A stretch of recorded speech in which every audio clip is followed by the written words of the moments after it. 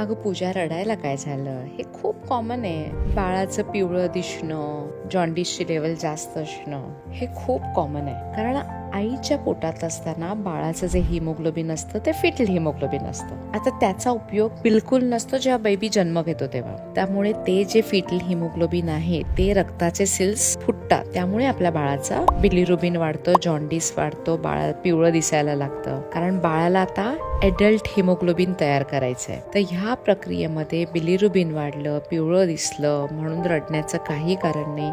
ही काही सिरियस कावीळ नसते. आपल्याला फक्त पाहायचंय काय, बाळ व्यवस्थित दूध पितंय ना, बाळ ऍक्टिव्ह आहे का, पिवळेपणा किती वाढतोय, युरिन मोशन सगळं बाळाचं ठीक आहे ना. प्लीज रडू नकोस. तू स्ट्रेसमध्ये गेलीस की तुझं दूध कमी होणार आहे, फिडिंगवर परिणाम होणार आहे, ही बाळाची रिकव्हरी स्लो होणार आहे. बाळाची जी फोटोथेरपी आहे ती काय 1-2 दिवस चालेल. ते टेन्शन घेऊ नकोस. फक्त बाळाला वेळेवर फिडिंग करणं हे महत्वाचं आहे.